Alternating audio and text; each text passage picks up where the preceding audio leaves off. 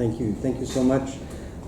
Firstly, allow me to thank the organizers of this conference, Eleonora Caramelli from the University of Bologna, Stefania Accella from the University of Chieti, and Giacomo Petrarca from San Raffaele, Milan, for organizing also this wonderful event 2 years after the first scaffolding of Hegel Under Construction was conducted in Naples at the Institute of Philosophy in Naples. So it's a pleasure to be back to discuss with you under this title, Resisting Hegel on Judaism.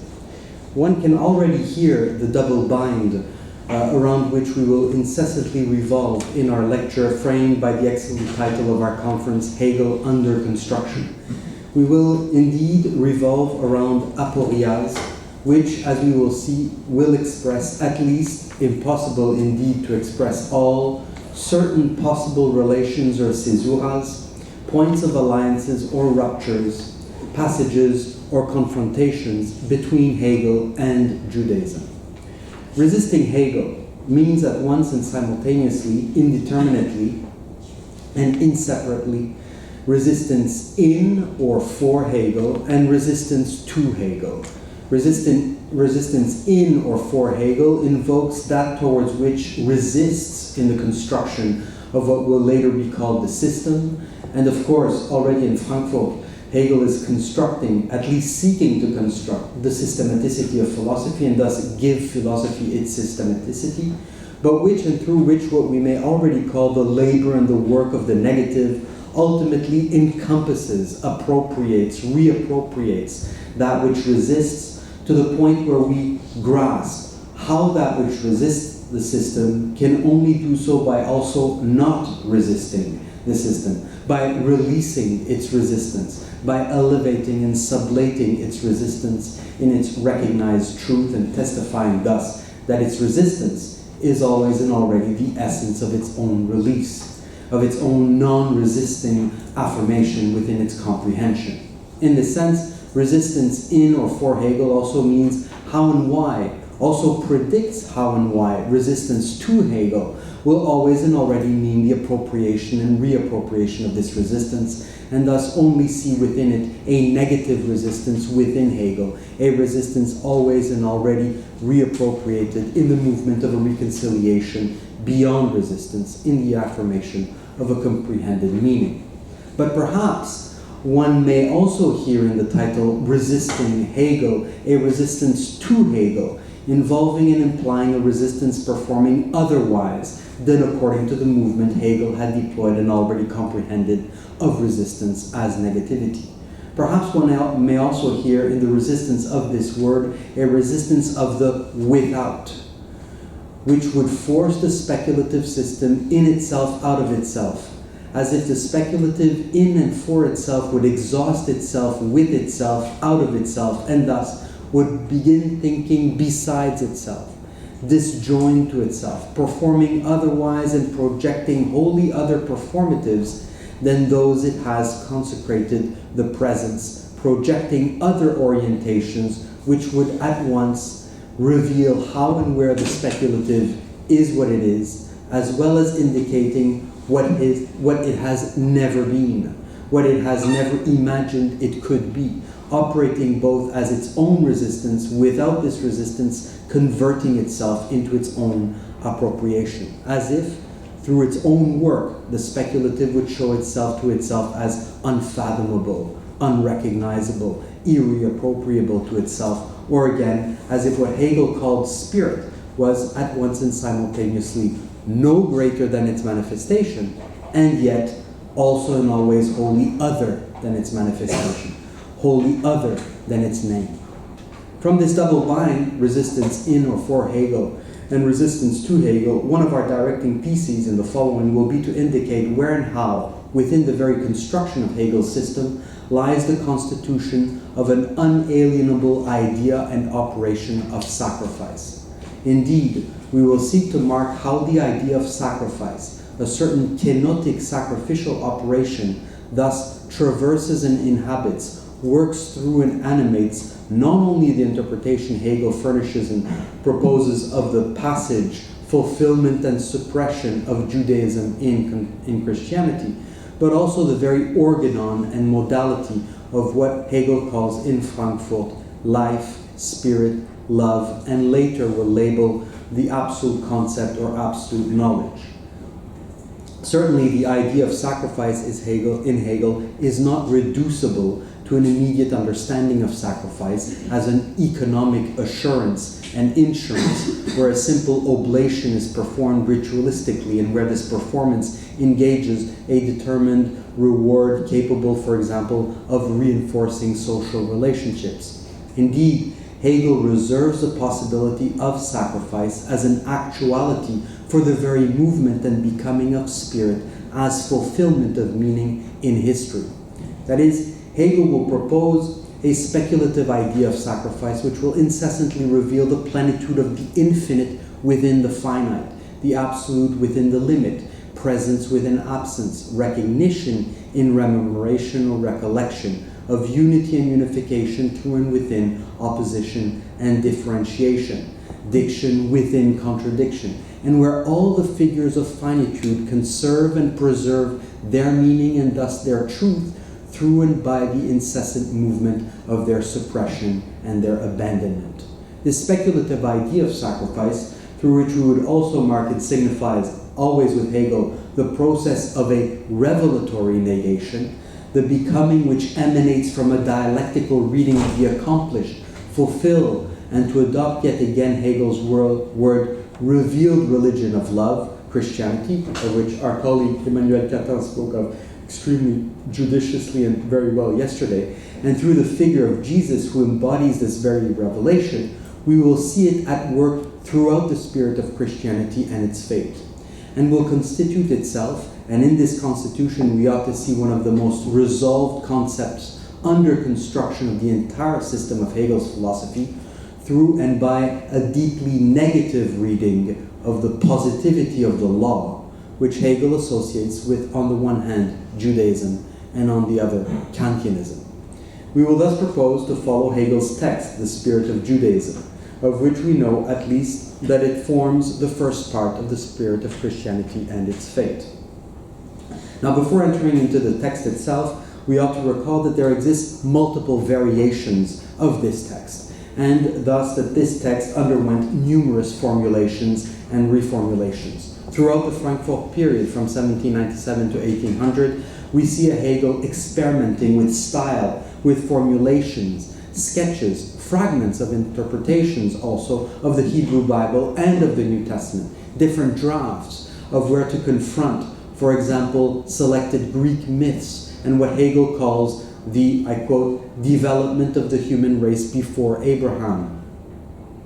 And most notably in the comparison which concludes to a resolved contrast between Noah on the one hand, as well as Nimrod, and Deucalion and Pyrrha on the other, after the flood, etc.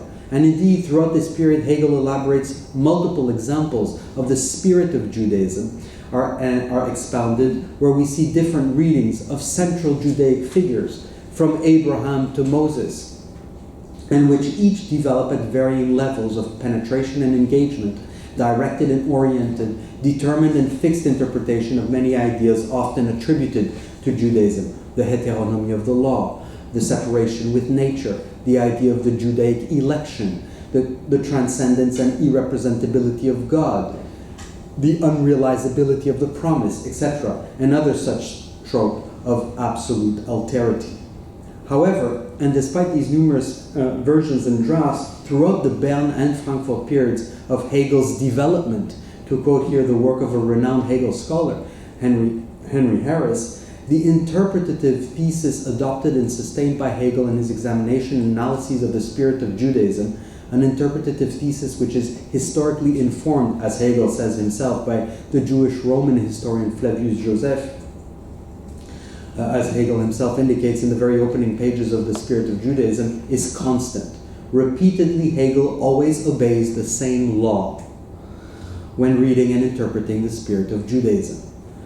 The positivity of the law calls on to and engages necessarily the process of its accomplishment, and through this accomplishment, through its own becoming, retains itself in its suppression, keeps itself in its denial and abandonment of itself.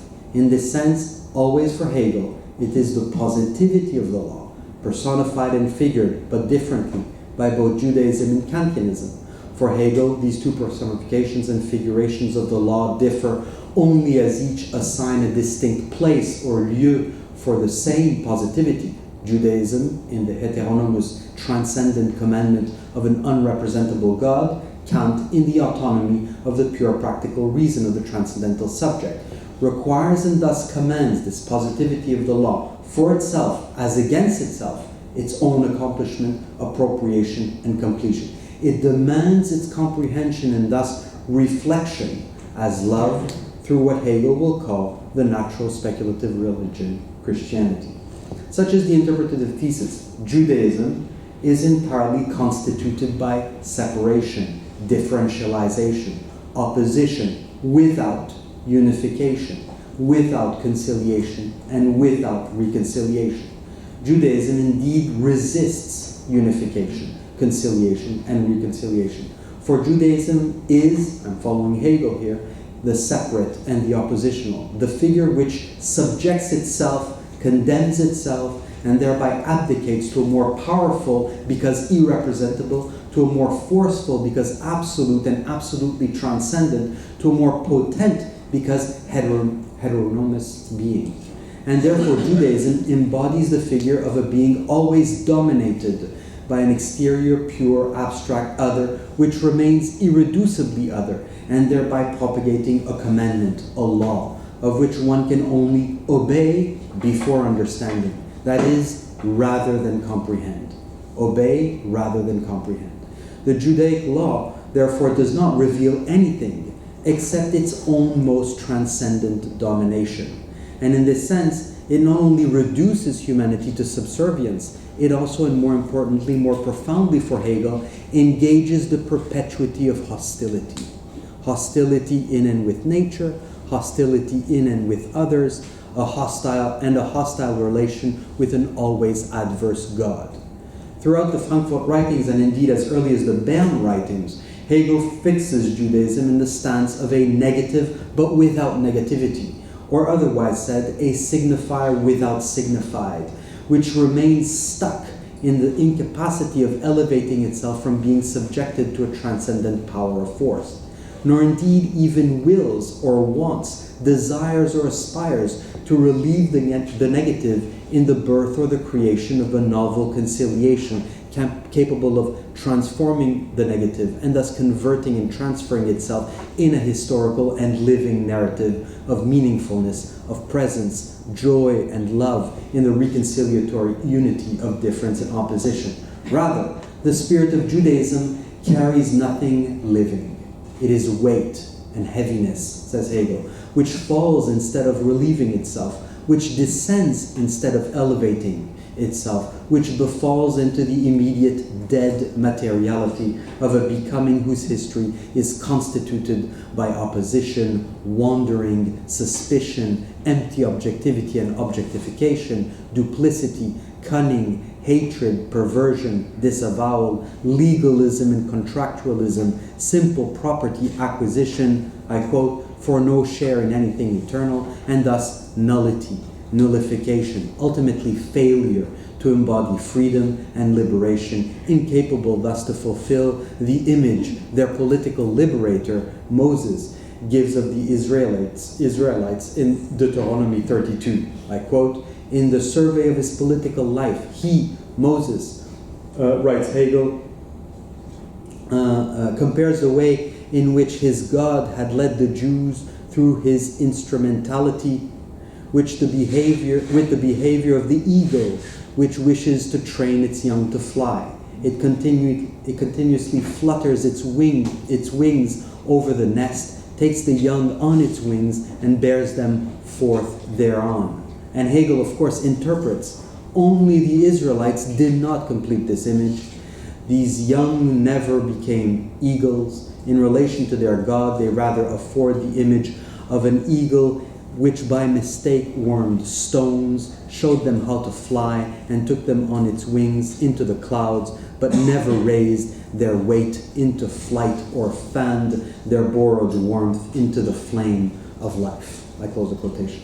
The spirit of Judaism represents, therefore, a formal, uniquely formal, and thereby unreflexive resistance over and against the becoming of spirit, life, love. And it is always the same law. For Hegel, the Judaic figure, as odium generis humani, is that particularity which cannot, and a fortiori does not, comprehend the movement of history as concept, and thus resists both the possibility and the actuality of reconciliation, and thus of forgiveness through history.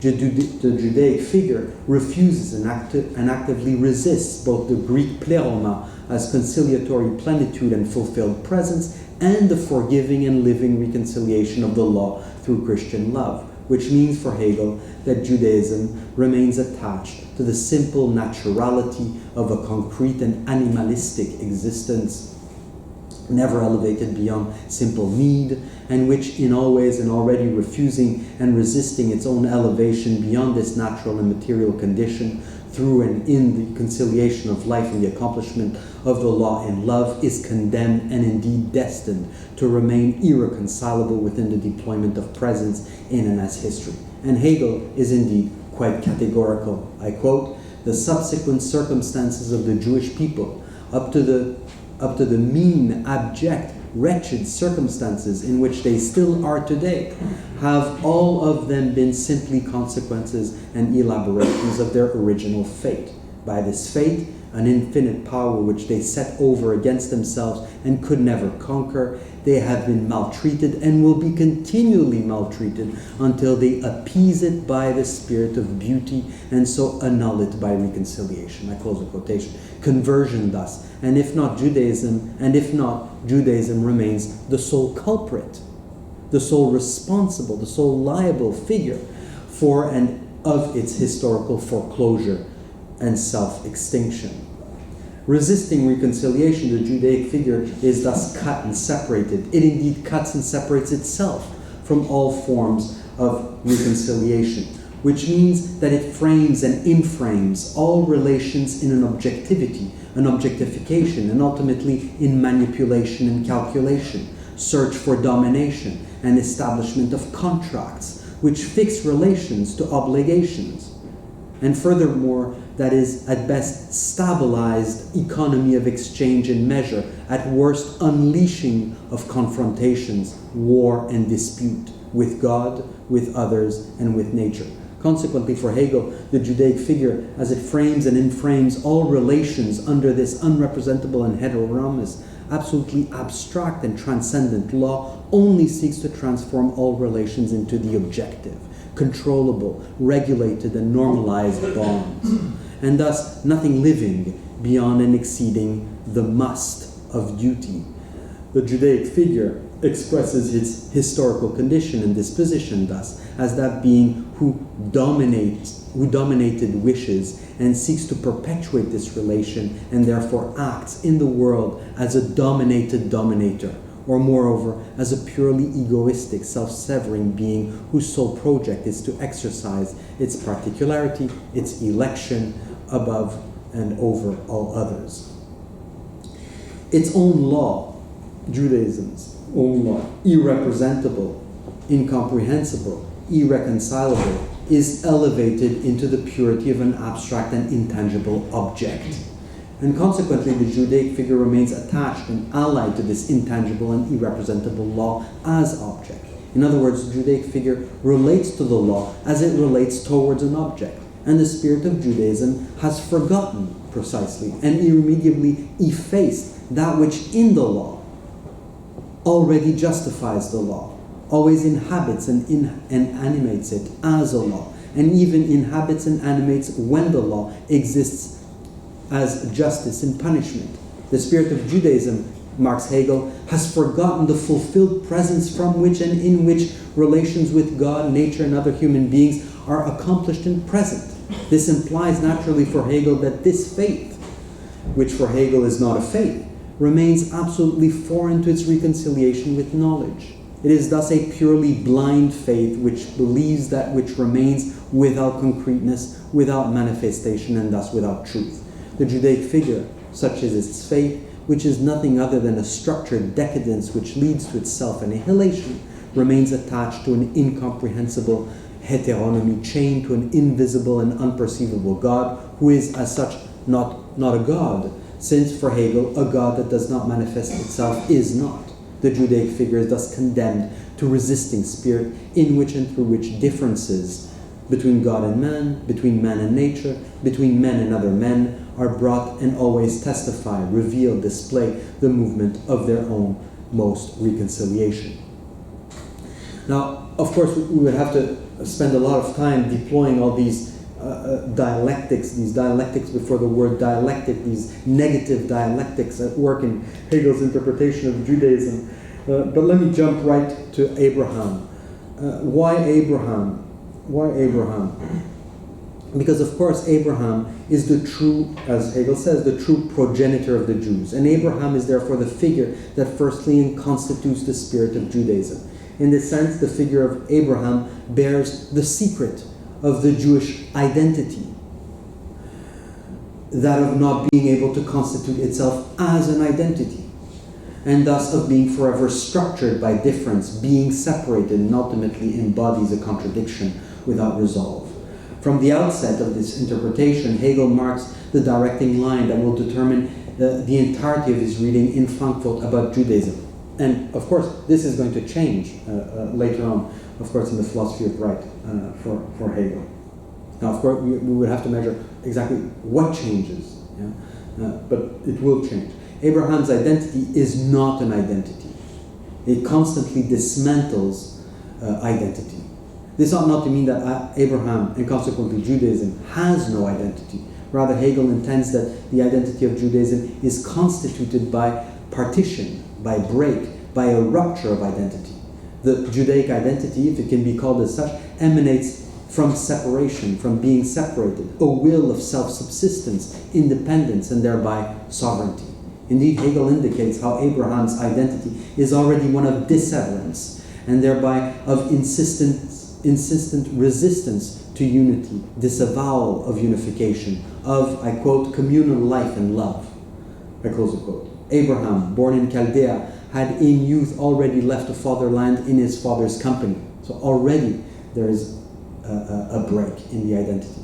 Now in the plains of Mesopotamia, he tore himself free altogether from his family as well, in order to be wholly self-subsistent, independent man, to be overlord himself, to become a lord himself. He did this without having been injured or disowned, without the grief which after a wrong or an outrage signifies love's enduring need, when love, injured indeed but not lost, goes in a quest of a new fatherland in order to flourish and enjoy itself there. The first act which made Abraham the progenitor of a nation is a disseverance which snaps the bonds of communal life and love. The entirety of the relationships in which he had hitherto lived with men and nature, these beautiful relationships of his youth, he spurned.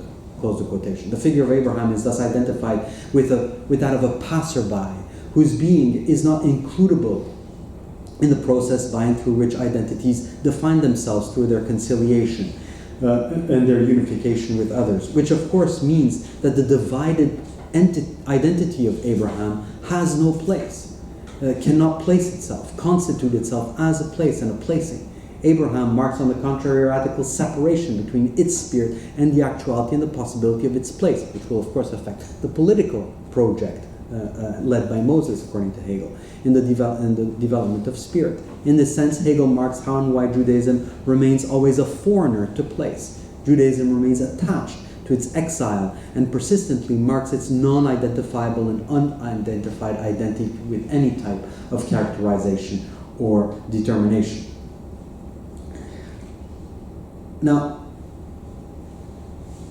I want to jump right away to a central passage in order to link up to the question of sacrifice. I want to focus on one of the most telling of Hegel's passages, marking precisely the spirit without spirit of the Judaic figure. The passage, although brief, is in fact crucial to Hegel's interpretation of Judaism.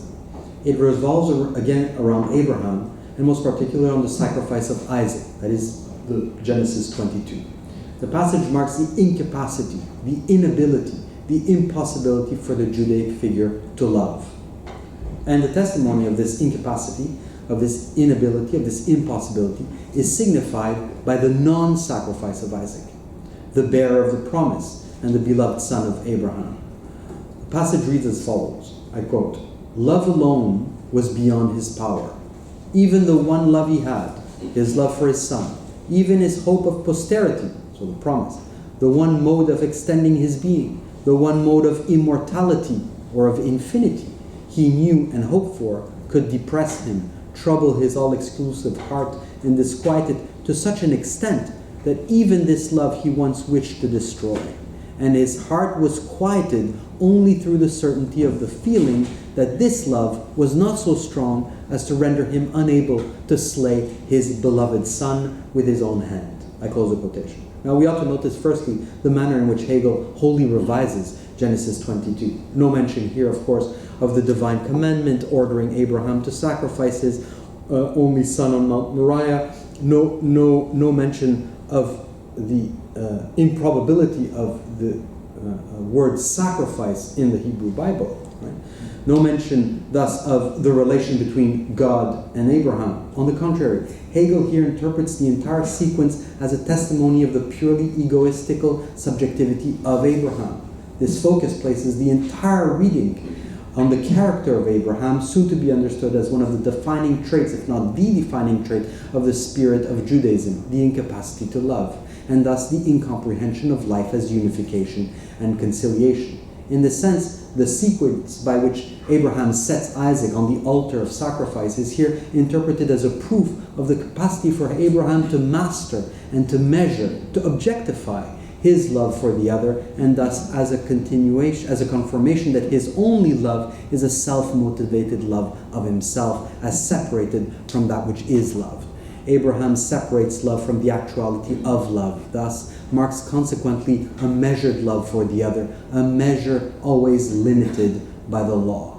Hegel here reduces the entire sequence of the sacrifice of Isaac to nothing but a test Abraham took upon himself in order to show that the only love that animated his heart, Abraham's, was a love of himself, that is, a love of the law capable of measuring and therefore of limiting the actuality of love.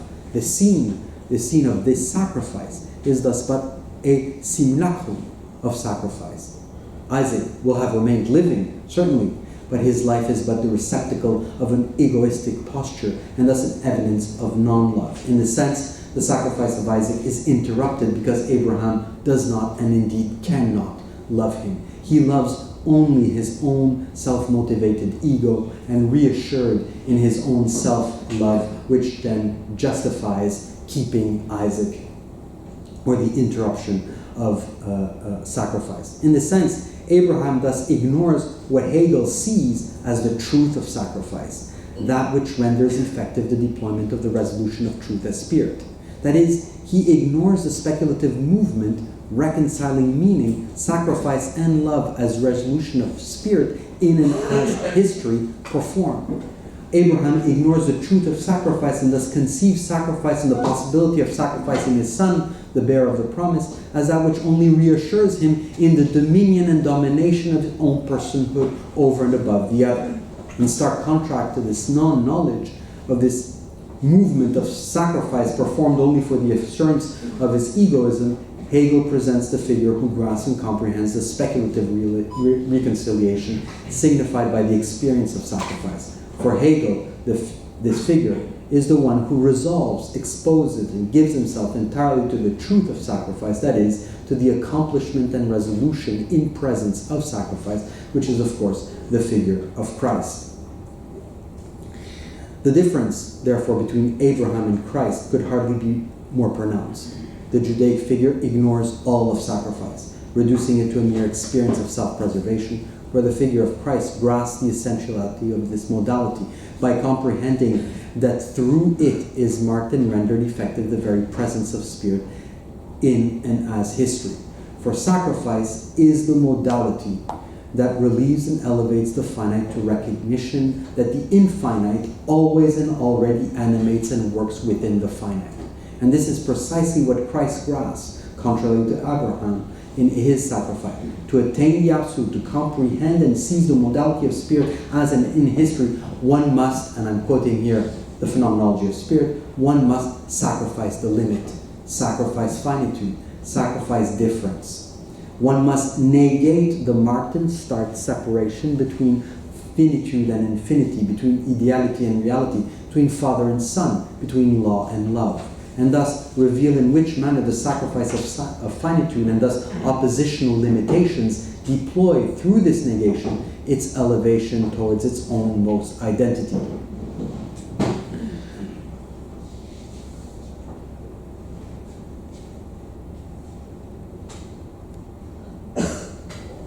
What I'm trying to say is that we are already seeing here a certain prefiguration of Hegel's speculative idea and operation of sacrifice, central to the entire process of spirit in its phenomenology.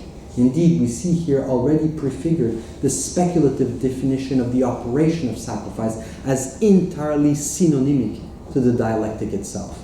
Indeed, such is the speculative definition of sacrifice which Christ embodied and remained unheard of by Abraham. And here's to retain whilst negating, to keep the actuality of that which is abandoned, to preserve the essence of that which is annihilated.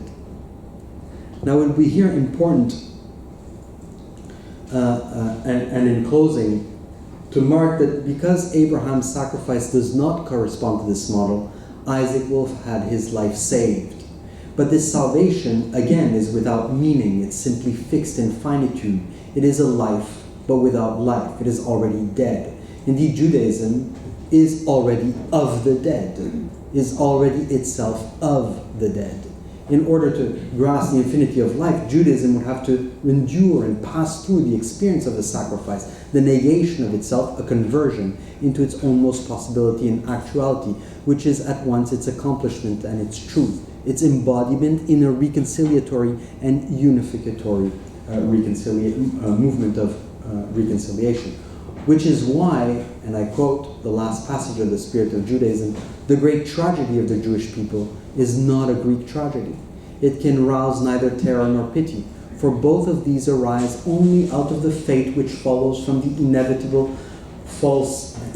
slip of a beautiful character. It can arouse horror alone. The fate of the Jewish people is the fate of Macbeth, who stepped out of nature itself, clung to alien beings, and so in their service had to trample and slay everything holy in human nature, had at last to be forsaken by his gods, since these were objects and he their slave, and be dashed to pieces on faith itself, on his faith itself. It would be here important, and I'm opening a parenthesis, to relate this phrase, dashed to pieces on his faith itself, and indeed the entire analysis of the Judaic figure in Hegel's so-called early theological writing with Heidegger's typification of Judaism, and most particularly in and around the last entry Heidegger notes on or about Judaism in the Black Notebooks, and where is marked nothing less than the Selbstvernichtung of Judaism in the Black Notebooks. But we leave this comparison for the time being. Perhaps we can return to it in our discussion. To conclude, I want to mark with a few questions. What inspires this profound and deep-seated anti-Judaism, which throughout Hegel's early Frankfurt writing remains as such unquestioned? Is Hegel only reiterating a common historical prejudice of his epoch? One could hardly maintain that such a supposition would be philosophically meaningful. Indeed, Hegel philosophizes history, the essence and the truth of history, the meaning and meaningfulness of reason manifesting itself as spirit through its history, and hence Hegel's anti-Judaism does not emanate from an epochal prejudice, hate, or abhorrence of the Jews. Hegel's anti-Judaism here is much more telling, carries with it a much more profound signification, which cannot be simply passed over as if it were a mere lapse into the crudity of an unreasonable hate. In this sense, we must seek here to understand what this anti-Judaism means when it is so seemingly ingrained in Hegel's early philosophy and indeed engages the very future of this philosophy. The source of this anti-Judaism, I would like to propose, lies in a resolved auto-preservation of spirit. It is spurred on by the necessity to protect spirit as unification from the absence of spirit personified in Judaism. Its aim, therefore, is to contain spirit with itself, with its own most history, where difference is only a difference when it is also reappropriated and reappropriable, recognized and recognizable, named and nameable, already thinkable and already thereby thought within the possibility and the actuality of spirit itself. Otherwise said, where difference is always and already convertible into its own possibility and actuality, its own identification as unification of spirit.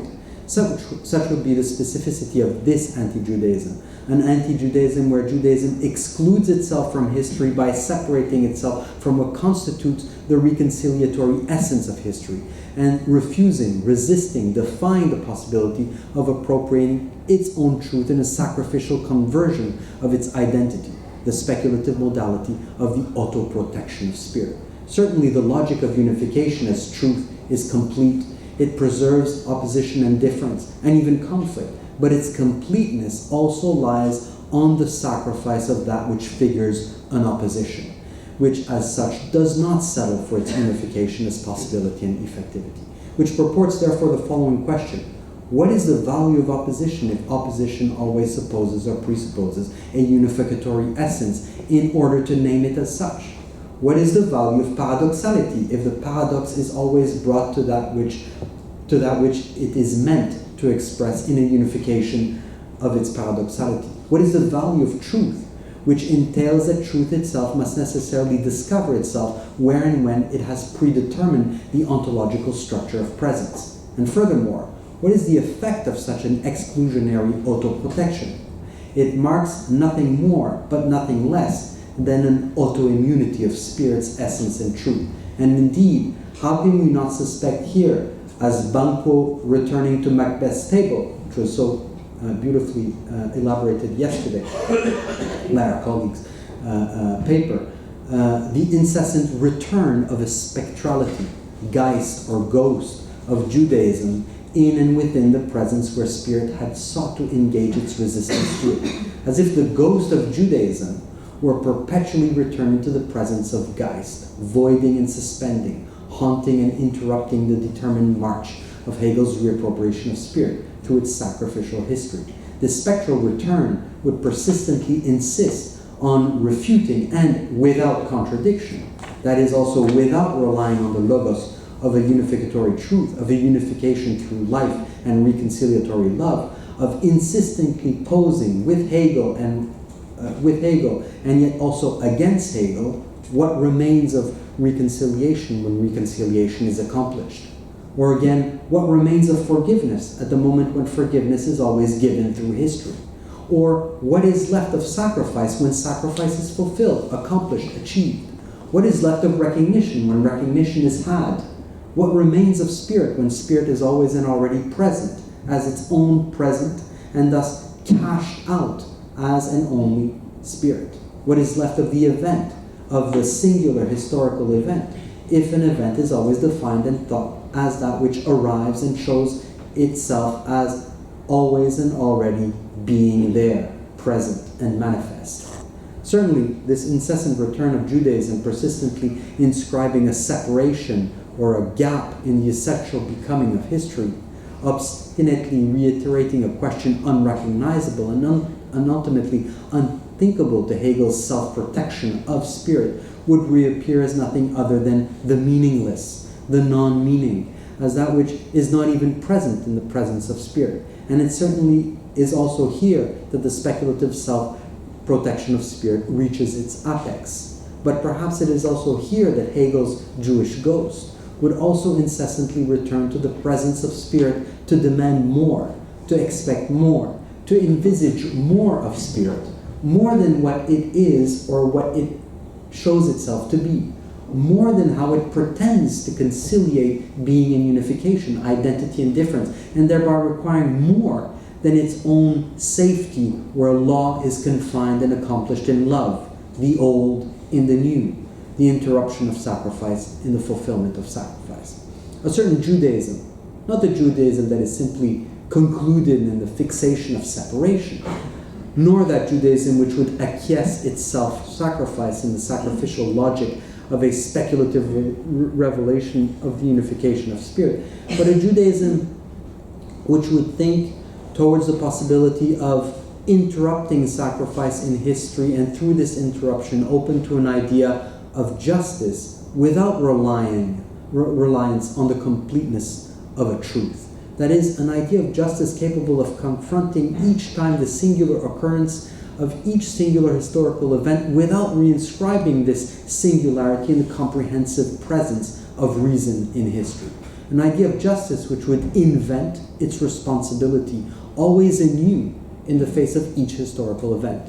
An idea of justice traumatized by history, which would not pass into the past, but which would always expect the past to return as if it were never consigned to a past, as if it had never occurred in a present, as if it never had been recognized as a past nor lived in a lived present, and thus engage a responsibility not of commemoration or mourning, not of Andenken, but of an impossible settlement with history, where or in which the resistance of the singular would constrict and constrain both man and God to think through and engage with a certain law, one where the unsacrificiable singularity in each historical event would spur on a responsibility without reconciliatory forgiveness or presence. Thank you very much for your attention.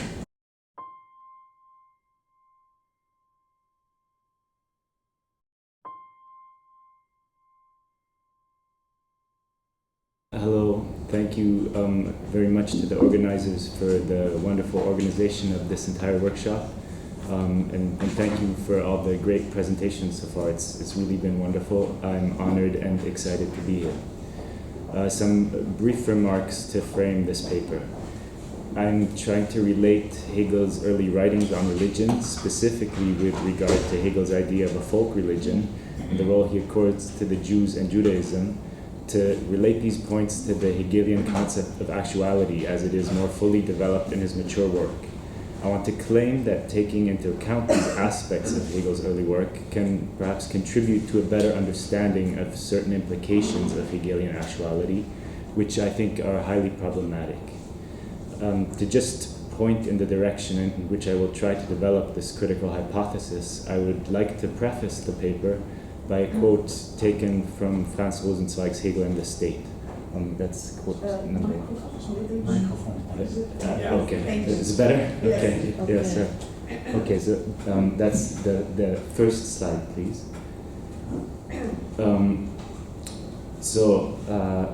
Both individual and nation are thus, in a certain sense, to be sacrificed to the state. The inherent right of the human being, as well as the totality of the nation, to the divinized state. The issue here is not simply with the oppression of the individual by the collective, the typical liberal critique of Hegel. Something more fundamental, more pressing, more sinister is going on.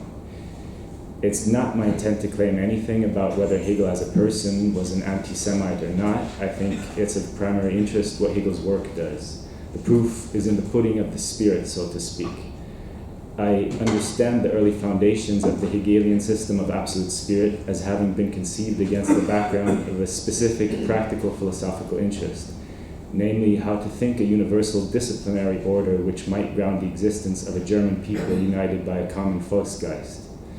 This might per se imply an indifference to the Jews, but it is as such, I claim, that we find in the Hegelian system a strange form of anti-Judaism that calls for further consideration. Although I will only be able to hint at this by showing in which regard Hegel's system logically and historically presupposes the configuration of Judaism as that which will have had to be sublated into the truth of absolute spirit, but also as that which carries spirit. I hope to at least gesture at an opening of sorts for an alternative account of subjectivation to latch onto. The paper is structured into two main parts. In the first part, I will comment on the fragments on folk religion and Christianity, and very briefly on the positivity of Christian religion and the spirit of Christianity and its fate. What interests me here is Hegel's early idea of a folk religion as opposed to the fossilized positivity of ceremonial practice, and hence the early foundations for what will later become Hegel's developed concept of actuality. The second part will then move on to considering actuality in Hegel's mature work, and the two parts will be tied together by a critical consideration of the operator of absolute negativity. So part one. In his early writings on religion, Hegel first lays out the parameters of a sphere which in this fully developed system will become the realm of objective spirit, that is the social and political reality and actuality of reason in history. Hegel's conception of this sphere marks his unique contribution to German idealism, intended to solve a problem inherited from his Enlightenment predecessors, who attempted to think the actuality of reason as historical reality by relativizing the claims of the historically existing religions. The young Hegel both followed and subverted this approach. In any case, religion as idea, but also as historical configuration, takes center stage in Hegel's work predating 1800. In these early texts, Hegel polemicizes against the statutory ladenness of religious practice and the hypocrisy of religious leaders. Following initially in the footsteps of Kant, we find that Hegel strongly opposes any type of Fetischglauben, the fetishistic belief that one might twist God's arm into granting his divine favor by some means other than a will that is in itself good. But on the other hand, the Kantian idea of a pure religion of reason for Hegel remains precisely that, a mere ideal of reason. Hence, he believes it is also necessary to overcome a more recent type of fetishistic belief, which, quote, is common in our verbose age, namely the belief that the demands of reason are satisfied by means of tirades about enlightenment and the like, unquote. It seems that regarding the question how to effectively introduce reason into history, talk about reason alone is hardly worth more than superstitious gibberish. Hegel's early idea of folk religion can be read as pondering just the right degree in the relation between rationality and affectivity, which would allow for the necessary mediation of the Enlightenment idea of reason and hence its historical actualization. Hegel seems to think that leaving this field to the historically established Christian religion would be a mistake, but on the other hand, he saw hardly any real alternative. As Hegel writes, quote, the doctrines of the Christian religion are for the most part tied to history and represented historically, thus providing the imagination with a readily discernible goal. But still, the room left to the movement of the imagination leaves the people without any true direction. Quote, if colored with black bile, it can paint a frightful world for itself, or since the spirit of our religion has banished all the beautiful colorations of sense, as well as everything that has charm, even while we have become far too much men of words and reason to take much delight in beautiful images, it may well lapse into childishness, end of quote. Thus Hegel begins to lay out the problem that will further occupy his thought. What seems to be of crucial interest for Hegel regarding religion is its actuality precisely in spheres of reality that fall short of the standards of reason. The program for the theoretical as well as practical desideratum of a folk religion discussed in the Bern fragment announces 3 points, which you can see in quote number 2, please. Point 1 states that its teachings must be founded on universal reason, thus clearly following the thrust of the Enlightenment tradition. Point 2 introduces and claims the right of the realm of non-rational human nature. And in point 3, Hegel calls for thinking a specific political form of the expression of normativity, which would allow for actualizing the Enlightenment idea of introducing reason into historical reality. We have already heard in these last days that the young Hegel has strong Grecophile tendencies.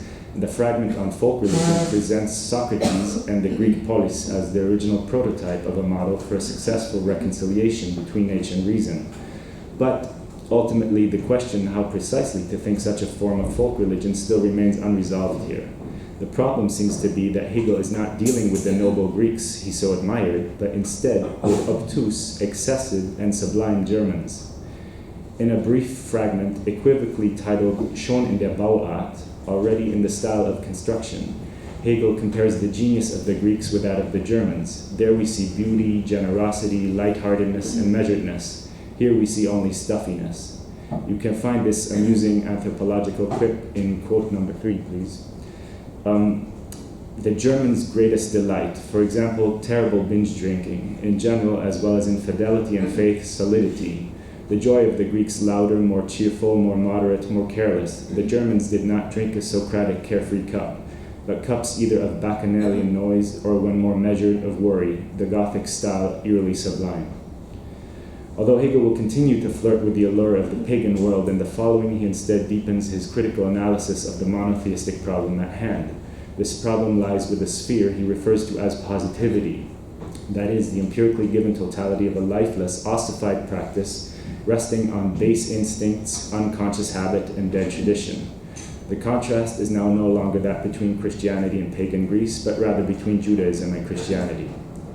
In the positivity of the Christian religion, Hegel asks how it's possible for a religion that started out as an authentic moral discourse, the preachings of Jesus, to have been perverted into pure positivity. Hegel's interest lies in understanding psychological as well as structural factors that have contributed to the problematic historical reality he's faced with, besides the fact that the disciples were not able to separate Jesus' teachings from his person.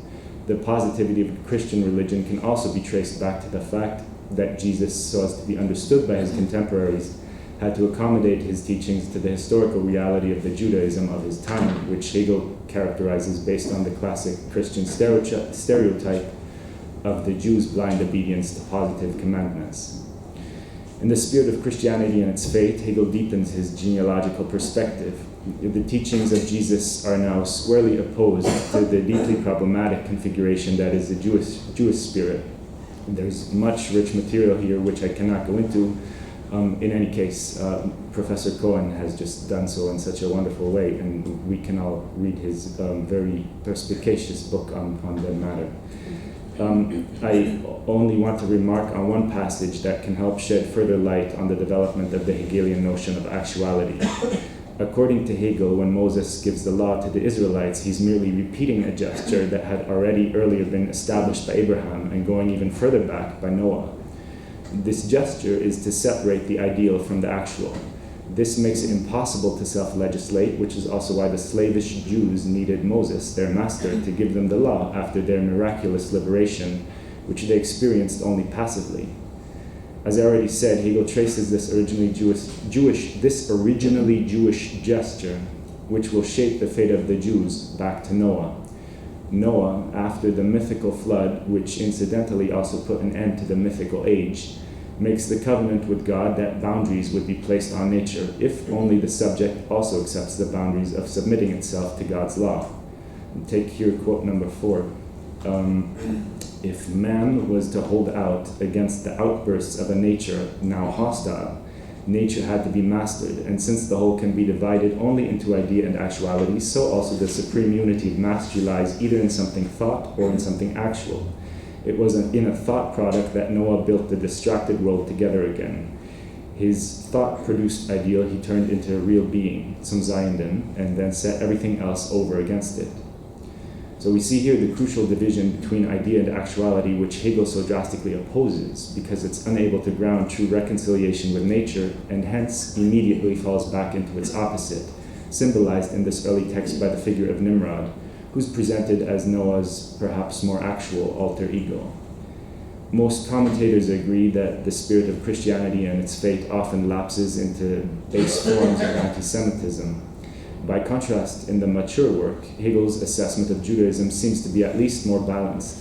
In the lectures on the philosophy of history, it even seems to be accorded a somewhat positive role, namely the role of spirit breaking with its immersion in nature.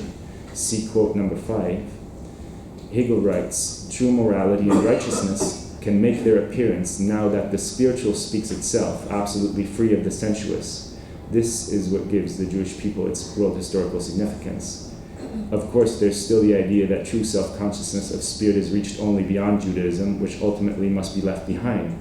But there also seems to be an appreciation of the systematic role played by the Jewish people. What has happened between Hegel's early writings and this position in the mature work? Yirmiyahu Yovel, in his study on Hegel, Nietzsche, and the Jews, remarks that in the phenomenology of spirit, there's a telling silence regarding the Jews, who appear here only in 2 small passages. How can this relative silence on the issue be interpreted in a work that serves as a preparatory step into the system of absolute spirit? I will consider this question as a means of moving into the second part of the paper.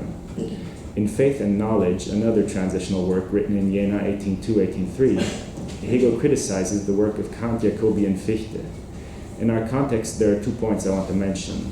First, despite the critique, admiration for Kant's third critique, which Hegel shared with the other German idealists, Hegel claims that when Kant himself believes he's conceiving the mediating level of reflective judgment, unbeknownst to himself, he actually has already reached the level of, quote, the idea of a reason in which possibility and actuality are absolutely identical, unquote.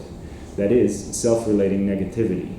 Second, in this text, Hegel thematizes a connection between transcendental philosophy as instantiation of the principle of subjectivity and the latter's central importance as, quote, mighty spiritual form, unquote, mächtige Geistesform, within a history of consciousness. This form of spirit is vaguely characterized geographically as principle of the North and denominationally allocated as the principle of Protestantism. This spiritual form of Protestantism, radical subjective inwardness, opens onto a negativity that relates objectivity to a sphere of positivity which only taints the subject.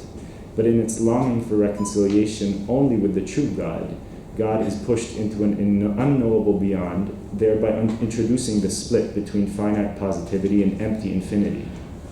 However, Hegel claims such a position subverts itself. By thinking the finite as empty and isolated from the finite, by thinking the infinite as empty and isolated from the finite, ultimately there remains no alternative to a bad reconciliation with positively given existence. Thus Hegel writes, the reality with which it became reconciled, the objective sphere acknowledged by subjectivity, was in fact merely empirical existence, the ordinary world and ordinary actuality, gemeine Welt und Wirklichkeit. Ultimately, and despite all, the transcendental philosophical standpoint of a reason affected with the senses cannot be separated from a residue of positivity. Now, at first glance, it appears as if the problematic posed here by the Protestant/transcendental philosophical spiritual form of subjectivity is parallel to that which had early on been located to Judaism. However, there's a small but, I believe, crucial difference. In Hegel's account here, the Protestant transcendental subject symbolizes the weakness or irony of the beautiful soul. It does the opposite of what it intends to do, perverting its own hope of absolute reconciliation. All the while, it thereby nonetheless dialectically achieves an inconsistent yet fully actual form of spirit. Now, the Jewish subject, on the other hand, is far more uncanny. Judaism is the doppelganger of absolute spirit. It's almost like the real thing, only rendered inactual, indifferent to the true life of spirit. However, strangely, and in contrast even to much higher esteemed spiritual forms like, for example, the Greek spirit, Judaism is still persistently present in history. This strange configuration posed by the Jews thus remains a problem for Hegel that's not done with like the other shapes of spirit which arose in the past, saw their light of day, and then disappeared again. Let us take a look at the first quote in the phenomenology that involves the Jews. This is quote number 6. But reason, in its role of observer, having reached thus far, seems also to have reached its peak, at which point it must abandon itself and do a right about turn. For only what is wholly bad is implicitly charged with the immediate necessity of changing round into its opposite. Just so it may be said of the Jewish people that it is precisely because they stand before the portal of salvation that they are and have been the most reprobate and rejected. What that people should be in and for itself, this essential nature of its own self, is not explicitly present to it. On the contrary, it places it beyond itself. By this alienation, it creates for itself the possibility of a higher existence. If only it could take back again into itself its alienated object, then if it had remained undisturbed within the immediacy of being, because spirit is all the greater the opposition from which it has returned into itself, but it creates this opposition for itself by setting aside its immediate unity and by alienating its being for self. While Protestant inwardness at the last moment cannot but betray its purported highest rigor, Judaism decidedly does not. However, although Judaism embodies a form of self-identical negativity, it rejects its self-consciousness. Yet seeing as it is precisely self-consciousness which makes up negativity's most decisive spiritual trait, Judaism is a paradoxical configuration of absolute negativity that cannot really live up to what it is. In a pointed, yet perhaps only slightly exaggerated schematization, Protestantism isn't what it thinks it is, Judaism does not think what it is. Protestant subjectivity marks negativity proper as Hegel envisions it, but it is not entirely absolute. It's internally inconsistent, not quite strong enough. Protestantism falls prey to the dialectical reversal from the highest negativity to ordinary positivity, because, in all truth, it's not quite the highest form of negativity. Judaism, on the other hand, holds fast to a self-identical negativity, but at the same time it has become impossible to actualize this negativity. So its positively existing form has turned into a fossil along the wayside of history. We see in the quote that Hegel italicizes the word possibility. In the second quote on the Jews in the Phenomenology, and this is quote number 7, the relation between the children of Israel and the grains of sand which God spoke of in his promise to Abraham is likened to the famous relation between the spirit and its being as a skull bone. In this sense, Judaism marks the indifferent conditions, the external setting or site of absolute negativity. The Jews function as the very place of negativity itself. The Jews and their practices are the positively existing fossil remains of a configuration that seems to have become indifferent, if only because it is all but identical to the negativity of absolute spirit, turned inside out. Even though history clearly seemed to have passed over the Jews, they will still not repent and become Christians. Judaism, for Hegel, has outright rejected the reconciliation of the spirit, whose idea is first presented by the Christian Trinity, and instead claims the absolute truth of an altogether different model. In any case, as long as the Jews exist, they point to the possibility of the entirely other with the same stringency that also characterizes absolute spirit. Hegel claims that Judaism had to become entirely inactual precisely because the Jews have separated their ideal from actuality all along. But as such, the existence of the Jews belongs entirely to the real, which they claim will be re-actualized one day, however impossible this may seem. For Hegel, almost 2,000 years without a Jewish state seem to prove that history has moved beyond Judaism as an actual configuration of spirit. Nonetheless, regarding the question how the highest actuality can shape a folk religion as substantial reality of a people, Judaism remains the prototype, and therefore, as long as its people obstinately exist, at least to some extent the blockage, or perhaps even the secret competitor to the system of absolute spirit. It represents the stubborn, indifferent persistence of a negativity indifferent even to itself. This, even more than mere positivity, poses a challenge to a system of absolute spirit that cannot simply be sublated, but haunts spirit as its other. I come now to the second, much shorter part of my paper.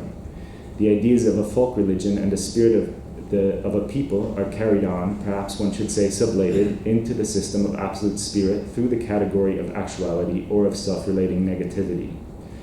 Understanding actuality as based on negativity means to think actuality simultaneously as the whole and the immediate. Whether individual or collective, to be born into such an actuality means to reproduce that by which one has been produced. In Hegel's conception of actuality as the modern form of the state, actuality is additionally thought as the setting for a self-negation that is nonetheless contained within the self. I will first consider Hegel's logical concept of actuality and then its actualized and realized form, the state. In the Science of Logic, Hegel gives the definitions you can see in quote number 8. So, as the manifestation that it is nothing, that it has no content save to be the manifestation of itself, the absolute is absolute form. Actuality is to be taken as this reflected absoluteness, this unity in which concrete existence or immediacy and the in itself, the ground or the reflected, are simply moments, is now actuality. The actual is therefore manifestation. It is not drawn into the sphere of alteration by its externality, nor is it the reflective shining of itself in an other. It just manifests itself, and this means that in its externality and only in it, it is itself. That is to say, only as a self-differentiating and self-determining movement. Now in actuality as this absolute form, the moments only are as sublated or formal, not yet realized. Their differentiation thus belongs at first to external reflection and is not determined as content. Actuality as itself immediate, form unity of inner and outer, is thus the determination of immediacy as against the determination of immanent reflection, or it is an actuality as against a possibility. The connection of the two to each other is the third, the actual determined both as being reflected into itself and as this being immediately existing. This third is necessity. Actuality is characterized here as manifestation of the absolute form or as reflected absoluteness. As manifestation, the absolute form of actuality makes up a posited unity of the logical modalities of actuality, understood in the determination of existence or immediacy, and possibility, understood in the determination of immanent reflection. In such an external reflection, these moments of actuality remain in a purely formal isolation, sublated, or not yet realized. Actuality can thus be understood as a form of absolute present, where the absolute is only absolutely present and not yet developed. However, this pure actuality is of course in itself only a logical moment of the actual as a relationship between immediacy and reflection. That is to say, it's a moment of the actual, determined both as being reflected into itself and as this being immediately existing. As such, Hegel then says, actuality is necessity. Actuality sublates existence and from there on takes on the task of realizing an actualized existence as immediate. To retranslate these highly abstract logical determinations back into the realm of reality, we might say that in the Hegelian system, the future is allowed only to appear in the sense of an extension of the absolute present, that is, in the sense of a continuous development from one present moment to the next. Moments of rupture may be established in retrospect, but can never be anticipated as a promise. The fact that Minerva's owl only begins its flight at dusk means that Hegel excludes any naivete of thought in a life strictly oriented towards death. To want to separate the ideal from actuality, as Hegel claims Noah and Abraham attempted to do, is simply outlandish under such conditions. Quote number 9. The true, writes Hegel in the preface to the Phenomenology of Spirit, is actual only as system, and to understand substance as essentially subject is expressed in the representation of the absolute as spirit, the most sublime notion, and the one that belongs to the modern age and its religion. The spiritual alone is the actual. This means that in order for such an identity of the actual to exist, there must also exist a system of determinations where real determinations, as spiritual ones, can be sublated into logical determinations and vice versa. Therein consists the identity of a posited actuality with itself. In Hegel's developed system of spirit, the function of actualizing rational determinations as real belongs to the state. In the Encyclopedia, Hegel addresses the relationship between the state and religion in the last paragraph on world history. The people of the state are formed by Sittlichkeit, the ethical life within the state. The substantiality of ethical life is religion. Consider quote number 10. In the process of the actualization of reason, the spirit of the real ethical self-consciousness of a people is raised to its truth through a negation or purification actually accomplished in the ethical world. This purges the knowledge and knowing of the people from subjective opinion and frees its will from selfish desire. Hegel understands the religious idea of holiness as an unfree representation of the content of ethical life. Unfree in that it remains unactualizable because it lies outside of the immanence of self-consciousness.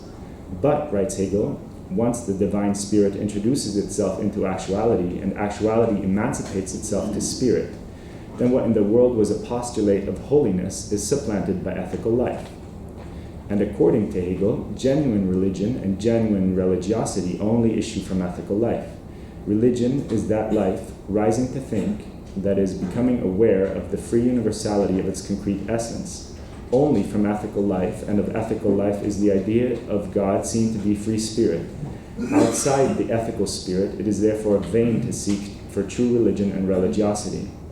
And finally, instead of the vow of obedience, true religion sanctions obedience to the law and the legal arrangements of the state, an obedience which is itself the true freedom because the state is a self-possessed, self-actualizing reason. In short, ethical life in the state. Very briefly now to conclude, quote number 11, which is the final section of the Elements of the Philosophy of Right, titled The Germanic Realm. I think this is highly instructive, but unfortunately for reasons of time I cannot comment in detail. In any case, as early as 1798, in his text on the election of the magistrates in Württemberg, Hegel did not believe that the people whose capacity for rational self-determination had been degraded by centuries of hereditary monarchy were capable of making free political decisions. Excessive, vulgar, and disoriented as one knows the masses to be, they cannot possibly be left to their own devices politically. They simply would not know what to do with such freedom. For Hegel, it's only in the state that absolute and objective spirit truly coincide. It's within the state that the affirmative infinity of the absolute, the negation of negation as the correction of any possible internal deviation in the recursive logic of subjectivation becomes conceivable.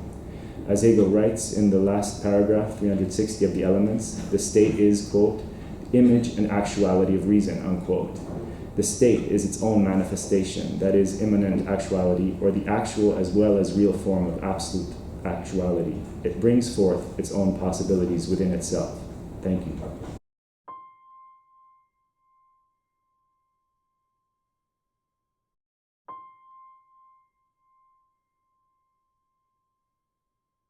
Grazie della presentazione, Alberto, e ringrazio i componenti del comitato scientifico di questo evento, professor Amelia, Achele, Giacomo Petrarca e il professor Valagussa a nome del Diaporein che ci ospita e che mi ha messo in condizione di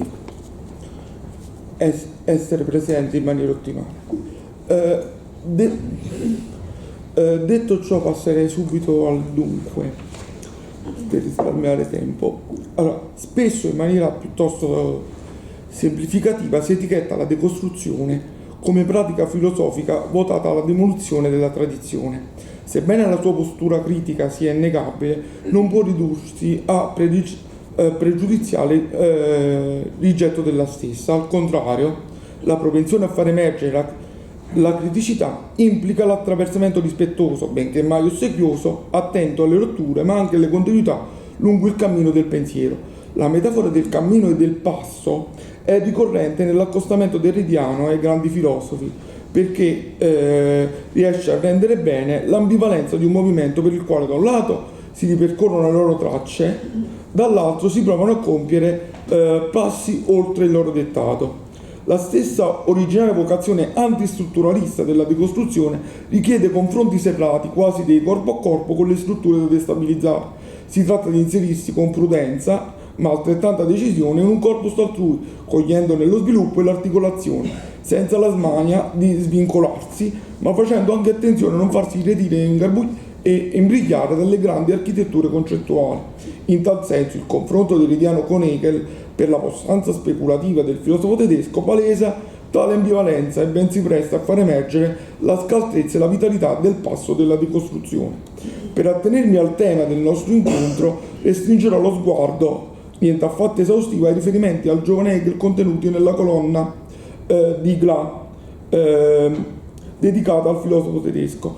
Il testo è del 74 e Derrida la cita riferendo degli scritti teologici giovanili nell'edizione Noll, la quale gli permette di marcare agevolmente l'originale propensione sistemica e al contempo di trovare appigli per provare a fare passi oltre quelli hegeliani.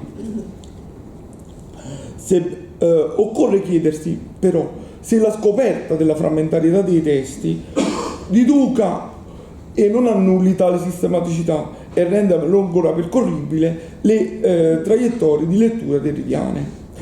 Nella misura in cui, accertato il carattere fittizio, inventivo, si potrebbe dire in termini derridiani, della vecchia sistematizzazione, restano a mio avviso ancora valide alcune delle questioni sollevate negli anni 70 dal filosofo francese, in particolare quella riguardo se questa sia presente una sistematicità aborigine che, nonostante non abbia, in virtù della nuova edizione, una visione sistematica formale. Quindi in termini derridiani sempre la questione è se questa sistematicità non più così palese in superficie sia ancora presente sotto traccia. Il filosofo francese è a tal punto convinto della sistematicità originale del pensiero hegeliano che è convinto che bisogna trovare una legge che governi il passo di scrittura hegeliano, utili a penetrare le maglie, alla ricerca di strade inesplorate, di tratti e resti disomogenei, non ancora armonizzati da basi di scrittura e di pensiero, cadenzati e ritmati dall'andamento teleologico dialettico. Il cammino hegeliano rappresenta per Derrida una marcia implacabile, un'avanzata scandita in momenti per raggiungere tappi e perseguire fini, in cui è facile cedere alla tentazione di assecondare dell'andatura e di uniformare il suo passo, per cui ci permettiamo di dire è facile comprendere l'operazione di Noll, che di fatto è fedele al passo hegeliano. La consapevolezza di tali rischi spinge il filosofo francese a muoversi diversamente, a procedere per zigzag con manovre trasversali, da lui paragonate a quelle di un'auto in entrata o in uscita in uno spazio tanto lineare e rigido da sembrare angusto. Si tratta innanzitutto di immettersi nel dettato hegeliano, di misurarsi con esso senza scorciatoie e sotterfugi, ma al contempo di non limitarsi a ciò, di non arrestare il passo, ma di trovare in esso qualcosa d'altro, un elemento interno che non possa essere, che non sia ancora assimilato, assimilabile o omogenizzato, quasi direi degli incastri con un eco veterotestamentaria o delle stampelle, direi, per una eco più personale, per dissodare un terreno fin troppo omogeneo. Allora, la domanda che mi pongo, perché per quanto si possa lavorare di immaginazione, quindi si debba lavorare in un certo modo di immaginazione, perché non sappiamo se la nuova sistemazione degli scritti giovanili avrebbe condotto Derrida ad altro tipo di lettura, io credo che perlomeno le domande che vi sono alla base possono essere utili. In particolare per i miei studi che ha elencato Alberto, ne ho isolata una che per me compare anche in maniera tranciata nella colonna dedicata a Hegel, e che Derrida esprime con "che fanno gli ebrei di Hegel". Essa si insinua in maniera ellittica e tranciata nella complessa testualità di Galasso, quasi a voler suggerire che l'assoluta negatività ed estraneità scritta dal filosofo tedesco all'esistenza ebraica possa fungere da leva utile a differire la prospettiva hegeliana per portare avanti quella che lui chiama una marcia bastarda, un passo differente e ibrida utile a deviare e alterare il passo del pensiero hegeliano.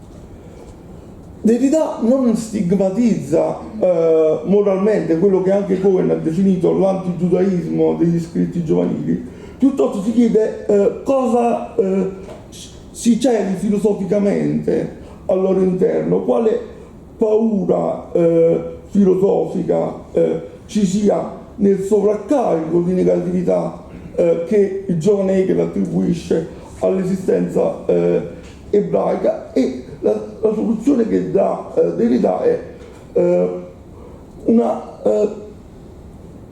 un qualcosa che possa deviare questa tensione interna verso la pura positività. Ecco perché il giovane Hegel, sempre a parere di Derrida, tratteggia negativamente nella sua narrazione una delle scene fondanti dell'ebraismo, la chiamata d'Abramo, e Hegel fa del patriarca un uomo di totale rottura, una figura assolutamente negativa, desiderosa di separazione e di esilio volontario, perché incapace di coltivare legami positivi all'insegna dell'amore, della conciliazione e della bellezza.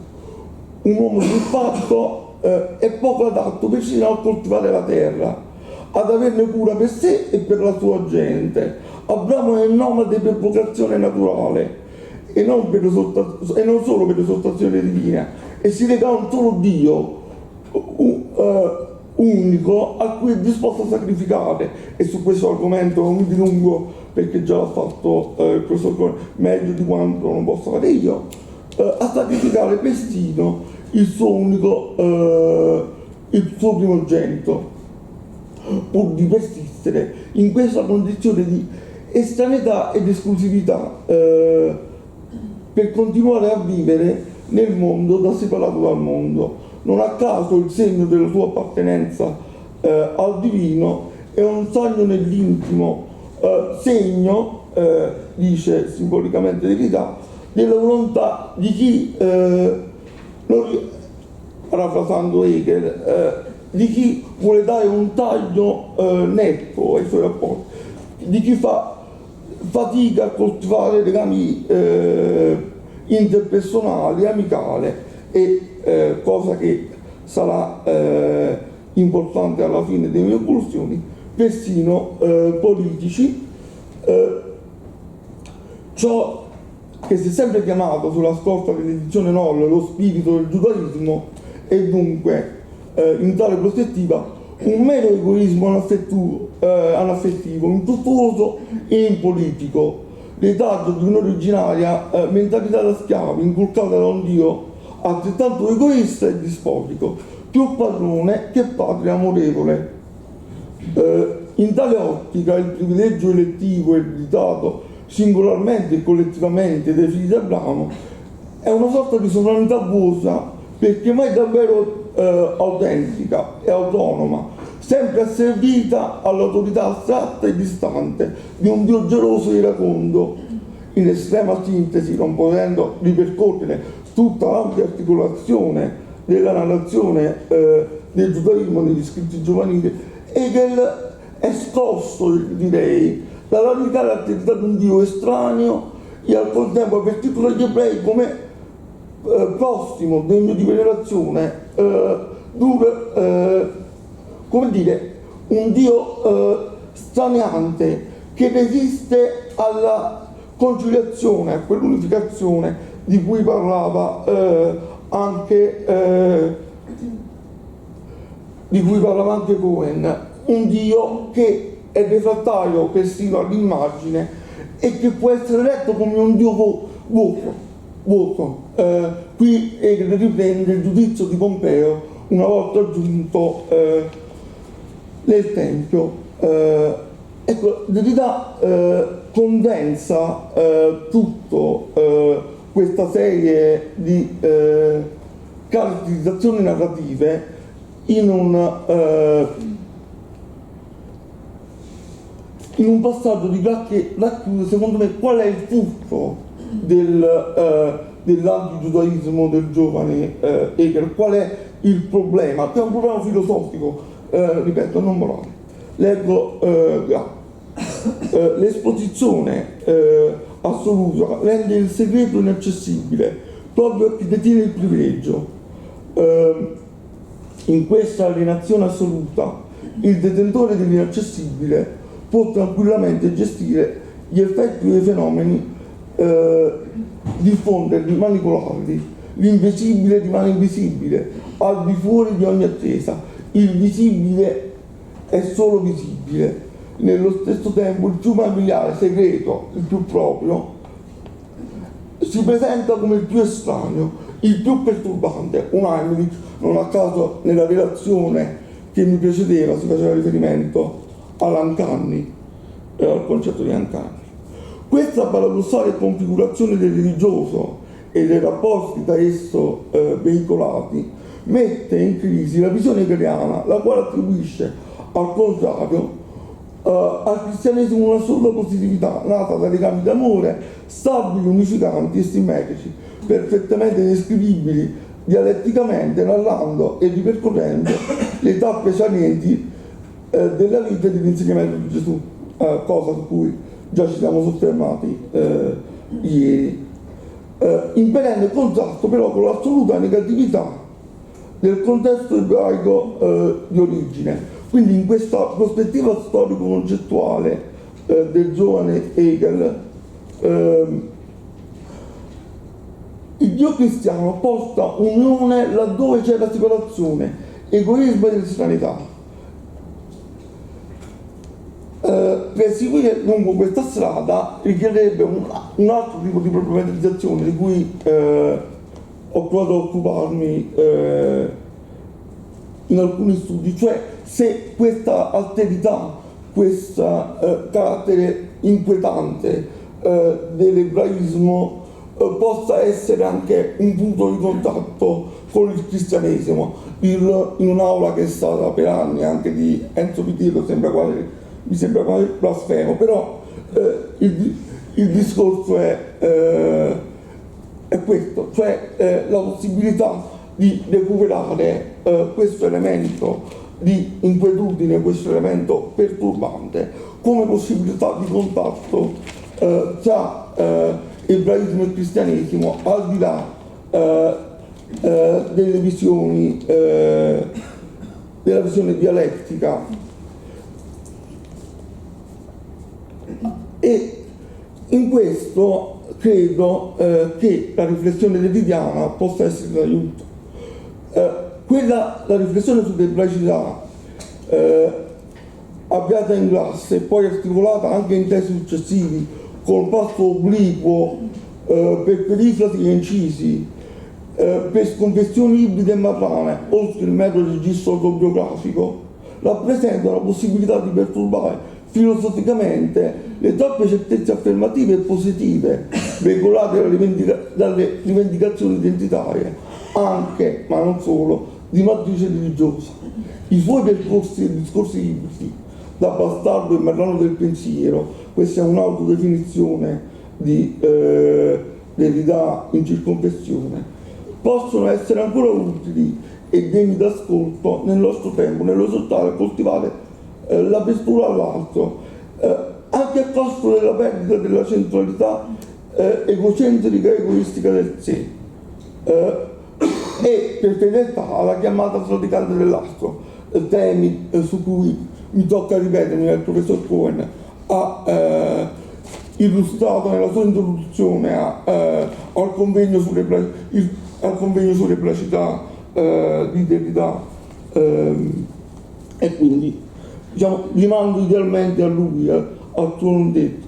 L'io ebraico individuale o collettivo non può concepirsi come un vettore unidirezionale lanciato alla conquista del mondo. L'ebraicità esorta un altro passo di cammino e di pensiero, più incerto e cauto, non solo per la radicale attività di un'origine, richiamata appunto nella chiamata di Abramo, ma anche per la propria esistenza esodale, l'esperienza totale che insegna a fare esodo da sé e dalle sue chiusure, per imparare ad articolarsi attraverso le imprevedibili ingiunzioni altrui che possono eventualmente venire incontro nel nostro cammino di pensiero. Le deviazioni, le contorsioni, il temporeggiamento e finanche l'arresto del passo sono posizioni e strategie tipiche del passo di pensiero del costruttivo, e che possono indicare modi possibili di essere al mondo, intercettando gli interrogativi altrui, i quali, perturbandoci direi, forse sono inviti a cercare insieme nuovi orizzonti di senso nell'oggi e per l'avvenire. Il confronto di Derrida con John Hegel tocca anche altri temi ebraici per me importanti, come si dice con linguaggio giovanile, non di Hegel. Skipperò questa parte perché già è stato oggetto di dissertazioni migliori di quelle del sottoscritto, ad esempio la questione della particolarità, che non è il particolarismo della legge, come avvia dei riferimenti a Mendelssohn nella direzione che ci ha spiegato professoressa Bienstock nell'intervento inaugurale, oppure la questione che sollevavo a margine dell'intervento di Tatiana, cioè la questione della famiglia ebraica come famiglia poligamica, contro l'idea unificante della famiglia monogamica spirituale che poi Hegel svilupperà nei lineamenti, in maniera sistematica, nei lineamenti di filosofia del diritto.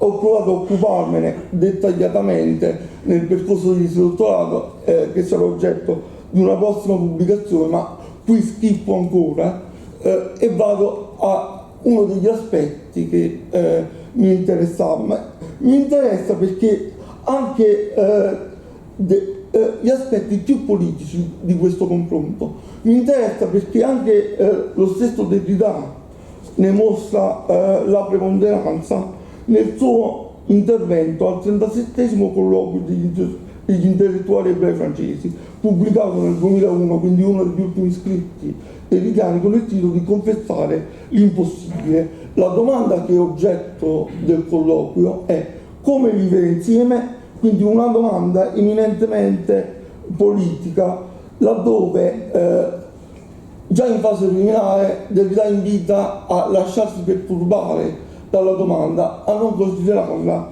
una domanda scontata, e i riferimenti al perturbante permettono un facile ritorno a Glas e a quel problema, che è un grande problema, della presunta non politicità dell'esistenza ebraica, rimarcata, direi purtroppo, anche da giovane Hegel, e che torna significativamente quando Derrida si chiede se il Dio vuoto di Pompeo e di Hegel non serva a rimarcare anche una vuotezza politica, un'incapacità politica che egli connette all'alterità del Dio ebraico, e sembra suggerire che nella lettura del giovane Hegel l'assenza e l'inconcludenza di legami religiosi si estende a quelli politici. Un popolo di origine nomade, privo di radici e di amore per la propria terra, non può considerarsi propriamente tale, poiché in ottica hegeliana è estraneo, non assimilabile a quella linearità teleologica e razionale che dalla famiglia conduce al farsi cittadino in uno Stato secondo le tappe che poi il Hegel maturo svilupperà nei lineamenti. Derrida nel 2001 riprende tali problemi e si chiede se il politico possa e debba essere pensato solo in questi termini, cioè con un insieme in vista di un'omogeneizzazione, di una totalizzazione, o se non si possa pensare un'altra via. Leggo una citazione da Confessare l'impossibile. Non si può non presupporre che ogni parte di questa coesistenza o di questa coabitazione sia identica a sé, sia un insieme con se stessa. Questo è lontano dall'essere ovvio, che si tratti dell'umanità, della nazione o dello Stato-nazione, dunque del cittadino, che si tratti non importa di quale comunità o classe cosiddetta civile, o che si tratti semplicemente di una famiglia, di ciascuno di coloro che strettamente chiamiamo gli intimi, i nostri, di chiunque dica me. Egli quindi prosegue idealmente questo contromovimento avviato in Glas e fa un passo chiaramente politico e si chiede se l'avverbio insieme nell'espressione vivere insieme non possa alludere alla necessità ineludibile di un oltre, di un'estraneità per la quale il politico non è mai riducibile ad uno spazio omogeneo. Come sappiamo, Derrida dedica ampi testi alla decostruzione delle simmetrie politiche. Di solito si fa iniziare con la decostruzione delle simmetrie politiche smithiane e hobbesiane, la politica Farn decostruttiva, e credo che ci sia un'ideale prosecuzione di questi problemi appunto in questo piccolo testo, e perché giunto alla fine della sua intensa parabola speculativa il filosofo francese ammette di non aver pensato ma è nient'altro che non al vivere insieme, alludendo anche in testi apparentemente meno politici a quella possibilità forse imprevedibile, a quella chance di legarsi ad arti apribili ed esperibili solo misurandosi, senza pretese di riduzione o assimilazione, con le differenze di cui ognuno è portatore nei diversi livelli della nostra esistenza. In tal senso la matrice ebraica, anche ibridandosi proficuamente con altre, ecco perché il passaggio di Cohen sulla distanza non vuol dire incompatibilità, rispetto delle differenze per pensare in maniera differente, il legame in questo caso politico, e credo che il tentativo di pensare lo spazio politico in senso altro, assolutamente altro, radicalmente altro, non sentendosi padroni né di sé né dell'altrui, con una preponderante mentalità egemonica, debba risentire di quell'esperienza di dissimmetria e di diacronia di cui si fa esperienza nel rapporto verticale con l'altro, in cui appunto lo spazio e il tempo non è dono del sé, ma dono dell'altro. E di cosa si fa esperienza? Si fa esperienza della possibilità di un'iperbologica politica, la chiama Derrida in Confessare l'impossibile, e vi leggo un passaggio. È il tentativo di misurarsi con, dice Derrida, un altro che viene, o forse verrà, o forse è già venuto. Ecco la giustizia, le conclusioni del professore. Ecco la giustizia, una legge che al di sopra della legge, ecco un paradosso, io credo coerente con quello che dicevamo del vivere insieme, che non si lascia contenere, esaurire o comandare né dentro un insieme naturale, organico, genetico, biologico, né dentro un insieme giuridico istituzionale. Qui potrei concludere, se non la domanda che mi pongo è: una iperbologica di questo tipo può essere racchiuso solo all'interno di un paradigma ebraico o cristiano, in un paradigma monoteista, o non debba farsi necessariamente planetaria? Riprendo il concetto da un altro degli ultimi testi di Derrida, Arieti, che come è noto è dedicato alla memoria di Gadamer, quasi la prosecuzione ideale del dialogo non interrompibile neanche dalla morte dell'interlocutore. E in un passaggio decisivo è un testo di chiara matrice poetica, pieno di rimandi ebraici, perché oggetto della poetica dell'erranza di Zena. Però quando la domanda si fa politica, si chiede, riprendendo una metaforica zeraniana, verità, se nello spazio attuale di deserto crescente, echeggiando con grandi problemi Nietzsche, non sia necessario imparare a camminare in bilico nel mondo, tracciando passi avveduti come quelli nella sabbia, che ricordano i passi di scrittura avveduti di chi deve affrontare il grande problema inquietante, l'avete affrontato tutti credo, anche per venire in questa sede, della pagina bianca da riempire di segni comprensibili, ma che per essere veramente tali hanno bisogno della parola dell'altro, hanno bisogno dell'incontro.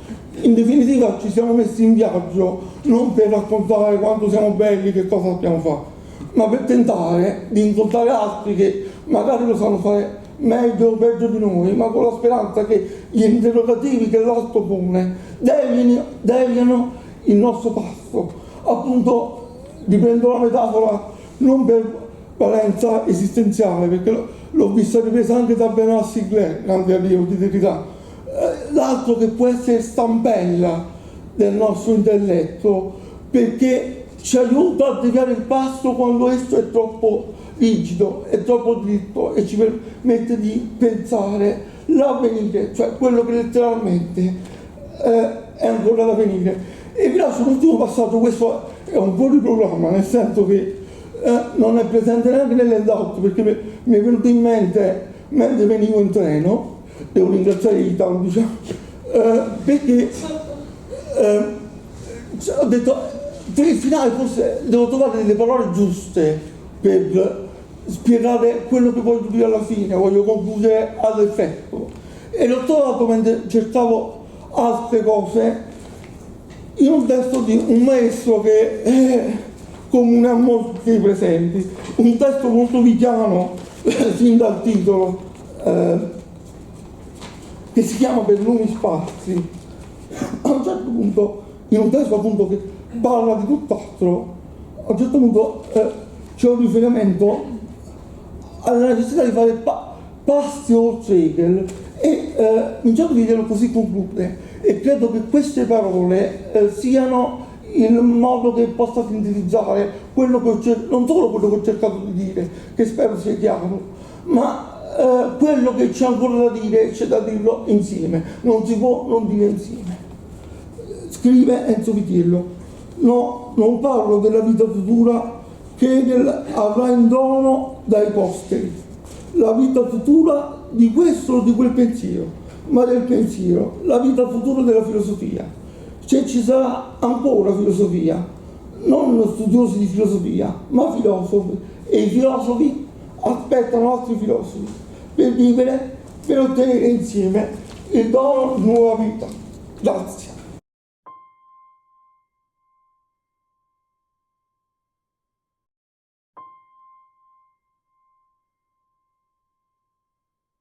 Ringrazio in apertura l'organizzatrice e gli organizzatori di questa bellissima conferenza, a cui sono veramente felice di prendere parte. Sono l'ultimo, quindi ho appreso tantissime cose dai vostri interventi, e anch'io non perdo, diciamo, ulteriormente tempo e vado dritto. Allora, l'utilizzo dell'espressione teologia politica che è posta come domanda di questo bellissimo workshop, presenta una varietà semantica tale da richiedere, in apertura del mio intervento, una precisa chiarificazione terminologica e concettuale. A tale scopo ci viene incontro uno scritto di Carlo Galli, frutto di un'intervista pubblicata nel 2016 dal titolo Che cos'è la teologia politica, in cui, in questa intervista omonima, Galli sostiene che ci sono 5 modi per intendere il rapporto, che non è né scontato né tantomeno riconosciuto da tutti e accettato, tra l'ambito teologico, il quale comprende il dominio della teologia, della religione e del sacro, e l'ambito della politica, vale a dire l'insieme delle istituzioni politiche e delle riflessioni teoriche sulla politica. Dei 5 modi di intendere il rapporto tra teologia e politica, che qui mi limito a elencare, che sono fondamentalismo come deduzione dalla religione e della politica; 2. La strumentalizzazione della religione ad opera della politica al fine di incrementare l'obbedienza; 3. La fine della differenza fra i due ambiti, quindi l'autodivinizzazione della politica, vale a dire ciò che dà vita alle cosiddette religioni secolari; 4. Religione civile, ovvero la messa in risalto del fatto che una forma politica esige non soltanto rispetto delle regole del proprio costituirsi e del proprio funzionamento, ma anche una sorta di affidamento fiduciario da parte dei cittadini. Il 5, sostiene Galli, è il più importante per chi fa filosofia. Esso comporta, e qui cito, che l'interpretazione della modernità politica debba passare attraverso la nozione di secolarizzazione, per indicare cioè che la modernità politica non può essere interpretata esclusivamente secondo la distinzione pubblico e privato. Così intesa, la teologia politica permette di problematizzare e criticare quelle autorappresentazioni della modernità che altrove lo stesso Galli ha definito teorie della ragione, del progresso e dell'universale, che ingenuamente hanno creduto di poter liquidare una volta per tutte la questione teologico-politica del vincolo sociale, la quale si articola del resto ancora oggi, e qui cito dal libro dei Prete Rossi, Teologia politica e diritto, del 2022, nel rapporto tra potere e fonti prepolitiche, a vario titolo rivestite di un'aura di sacralità, della legittimità. La teologia politica, scrive Galli, è un discorso, nell'articolo poc'anzi citato, è un discorso sulla forma politica moderna e sulla sua origine informe, ed è evidente che ipotizzare un'origine informe della ragione politica moderna implica ipotizzare che la politica abbia il proprio centro in quella informità formante. Fine citazione. Detto altrimenti, e con i termini propri dell'hegelismo, nel mondo moderno l'identità delle società politiche è ormai minacciata.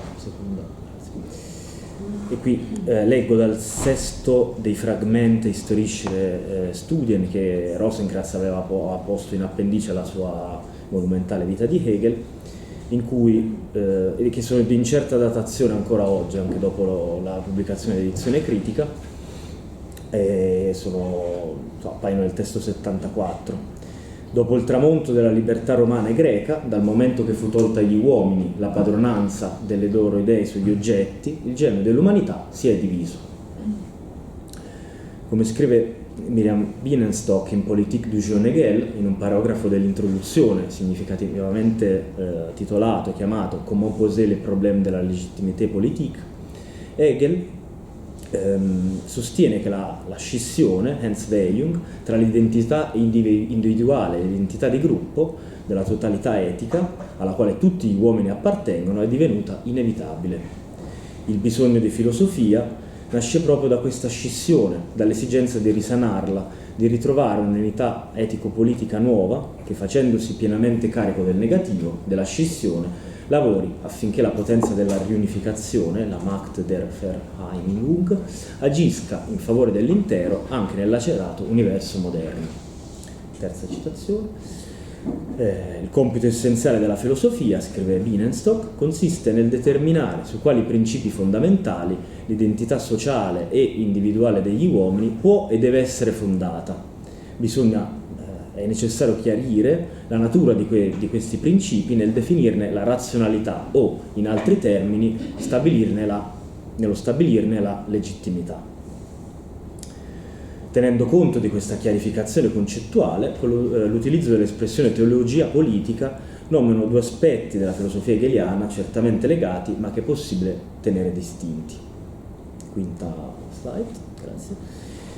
Il rapporto tra religione cristiana e Stato moderno, 1. 2. La dialettica tra trascendenza e immanenza sotto un ordine secolare post-sostanziale. Mentre nel primo punto si gioca la partita del ruolo pubblico della religione e dunque del rapporto che intercorre tra la religione e lo Stato, considerati nella loro componente istituzionale, il secondo concerne un problema di portata teorica più ampia, quello cioè della legittimità politica moderna, il quale tocca la tematica della potenza del negativo e dunque la questione del rapporto tra diritto e potere, tra soggettività e sovranità. La concezione matura della teologia politica hegeliana permette di mettere in evidenza la strutturale ambivalenza del moderno, della modernità, la quale è attraversata e anzi costituita, cito ancora da Prete Rossi, da un doppio e perdurante presupposto, la funzione di catechon della politica in quanto potere legittimo, la connessa e parallela presenza di un filtro secolarizzante, cioè di una mediazione dialettica dell'immediatezza che in quanto potenza del negativo ha sì un nucleo necessariamente decisionistico e persino violento, connesso alla sfida dell'ostilità, ma che allo stesso tempo è già da sempre in sé mediata, cioè automediazione. Fine della citazione. Ernst Bokenförde, in un importante saggio dal titolo Osservazioni sul rapporto tra Stato e religione in Hegel, ricorda che il nucleo della teologia politica hegeliana, analizzata nei due aspetti sopra analiticamente distinti, si trova espresso nella lunga nota al paragrafo 270 dei lineamenti, alla quale fa da premessa sistematica e introduzione alla filosofia della storia e da ulteriore motivazione e sviluppo il paragrafo 552 della terza edizione dell'enciclopedia. Mentre dal punto di vista più strettamente storico-istituzionale, come scrive Bokenförde, qui cito, la determinazione del rapporto fra Stato e religione, quale indicata da Hegel, ha come premessa la separazione fra Stato e Chiesa, e con ciò la dissoluzione dell'immediata unità politico-religiosa del Medioevo, Da quello più strettamente teoretico-speculativo, potremmo dire, il concetto di Stato, in quanto prodotto della religione cristiana, è ciò che, nella sua unione di universalità e particolarità, permette il riconoscimento e lo sviluppo del fondamentale principio della personalità autonoma entro di sé infinita del singolo, della libertà soggettiva. Qui sta la citazione dalla nota del paragrafo 185 dei lineamenti.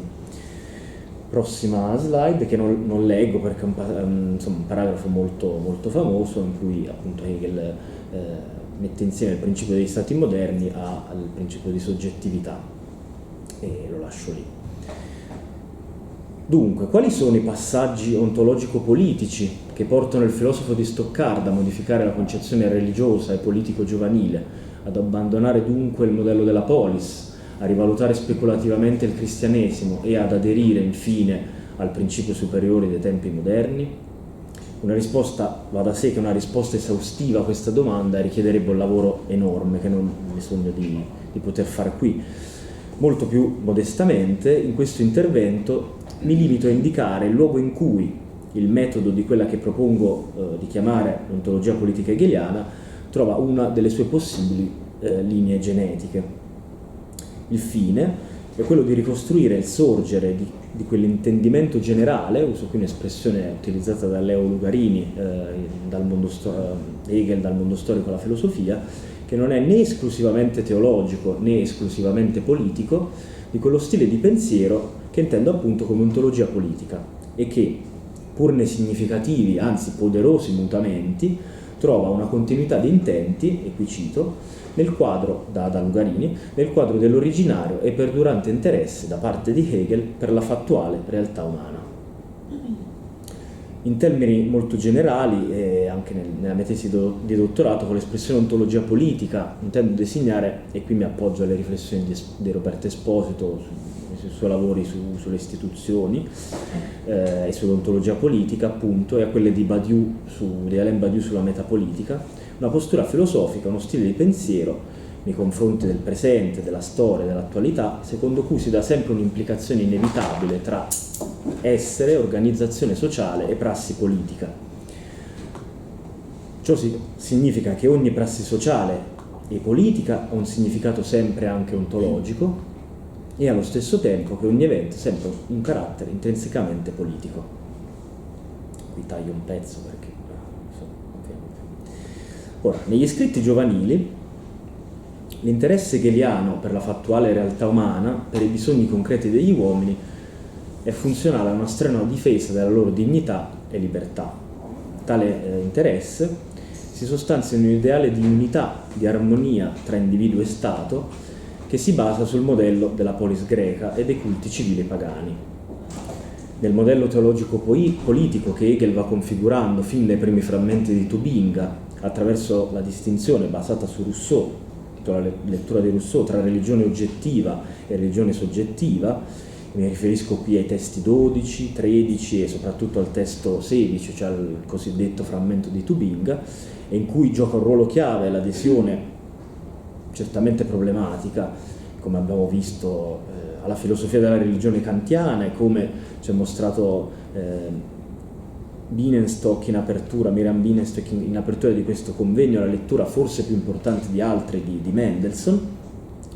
Il filosofo tedesco contrappone l'ideale greco e repubblicano di libertà allo spirito di separatezza, alla Zerrissenheit dell'ebraismo, e a quella che da Berna in poi comincia a chiamare la positività della religione cristiana, intendendo con positività l'aspetto per cui la religione, concretizzandosi in formule esteriori, miracoli, dogmi, istituzioni, divide gli uomini allontanandoli dall'amore e lasciandoli nelle mani dell'ignoranza, della cieca obbedienza e del dispotismo politico. Per quel che riguarda il metodo di indagine, il giovane Hegel non indossa ancora, se così posso esprimermi, l'abito del filosofo speculativo, ma quello dello storico pensante. Abito che Hegel, pur mutando di molto il suo ideale degli anni giovanili e la configurazione della sua filosofia, che deve, come recita la famosissima lettera a Schelling del 2 novembre 1800, che è stata richiamata più volte in queste giornate, deve mutarsi nella forma della riflessione e contemporaneamente in un sistema. Dicevo, tale abito, pur mutando di molto la sua forma, non ha mai l'abito dello storico pensante che non l'ha mai dismesso nemmeno nelle opere della maturità. A tale riguardo basti ricordare che nell'introduzione alle lezioni sulla filosofia della storia, dopo aver tripartito le maniere di trattare la storia la storia come narrazione originale, come materia di riflessione e come storia filosofica, Hegel qualifica quest'ultima, alla quale prospettiva aderisce, in tal guisa: la filosofia della storia non significa altro che la considerazione pensante della storia. Lugarini, nel testo che ho già menzionato, ha ragione, secondo me, individua in questo titolo, quello cioè di storico pensante, e qui cito, il metodo da lui elaborato e fatto valere un divenire in chiaro della realtà del tempo. Tale metodo, continua Lugarini, risulta di tale natura da slargare l'orizzonte considerativo fino ad includervi l'arcata tutta intera della civiltà occidentale. Le ricerche di Berne Francoforte sulla religione cristiana, sulle sue origini ed il suo destino, come gli studi di carattere politico ed anche ed economico, in particolare lo scritto sulle condizioni del Württemberg, rientrano in questo orizzonte e ne sono illuminati. Fine citazione. A mio avviso, l'enunciazione fondamentale del metodo della nascente ontologia politica hegeliana si trova nel testo 34, risalente agli anni bernesi 1795-1796, allorché Hegel, dopo aver distinto fra religione greca di fantasia e religione positiva cristiana, scrive, qui siamo all'ultima citazione, okay: il soppiantamento della religione pagana da parte di quella cristiana è una di quelle meravigliose rivoluzioni le cui cause, lo storico pensante, nella traduzione di Mirri pensoso, ma io non si può sentire veramente, deve preoccuparsi di scoprire. Le grandi e folgoranti rivoluzioni devono essere precedute da una rivoluzione intima e silenziosa nello spirito dell'epoca, che non a tutti è visibile, meno ancora osservabile dai contemporanei, ed è tanto difficile ad esporre a parole quanto a discernere. L'ignoranza di questa rivoluzione nel mondo degli spiriti rende poi mirabile il risultato. Una rivoluzione del genere, con cui una religione antichissima e indigena viene soppiantata da una religione straniera, una tale rivoluzione che accade immediatamente deve trovare le proprie cause nello spirito dei tempi.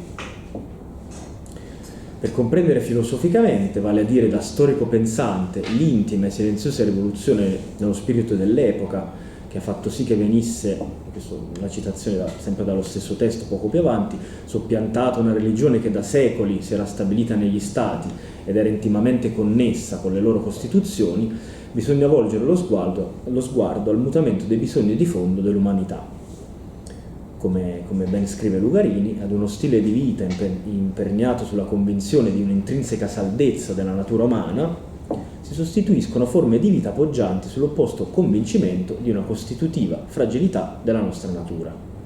Nel passaggio dall'epoca pagana a quella cristiana muta negli uomini il modo d'essere. Fine citazione.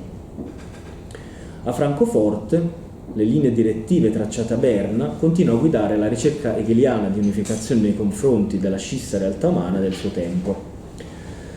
Dal punto di vista dello sviluppo di quella che propongo di chiamare l'ontologia politica di Hegel, la differenza fondamentale col periodo precedente consiste nel fatto che qui, pur non abbandonando la prospettiva dello storico pensante, Hegel comincia a indagare le motivazioni più strettamente teoretiche dello stato di scissione del mondo moderno, individuandole nel dominio in campo filosofico di un'intellettualistica riflessione. L'anelito a superare il negativo, pur senza rimuoverlo, diviene dunque il compito filosofico fondamentale.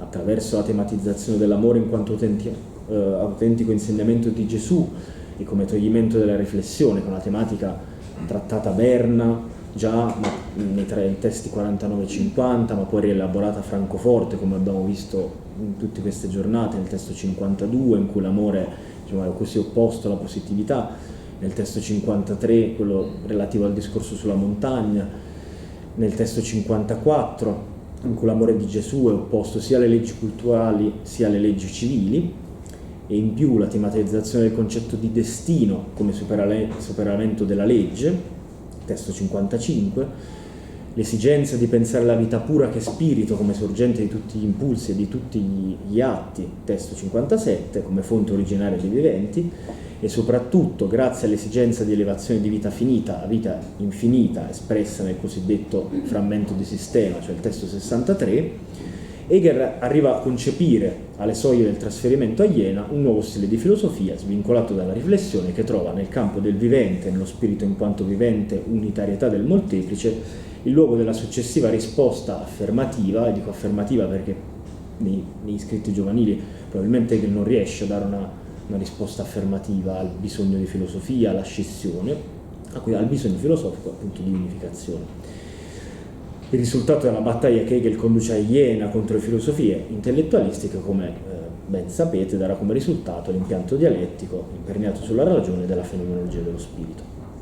Ora, in conclusione, se è vero che, come ha sostenuto in maniera credo convincente Kierkegaard in un saggio dedicato proprio alla teologia politica di Hegel, che il problema del rapporto tra teologia e politica si gioca non tanto, o per meglio dire non soltanto e non in ultima istanza, sul terreno della filosofia della religione, ma su quello della filosofia della storia del mondo, allora la determinazione del filosofo come storico pensante a Berna, quando guardata ovviamente dalla concezione matura in cui Hegel qualifica la sua filosofia della storia come storia pensante, assume un significato, a mio avviso, filosoficamente rilevante, al di là della semplice ricorrenza linguistica di questa espressione.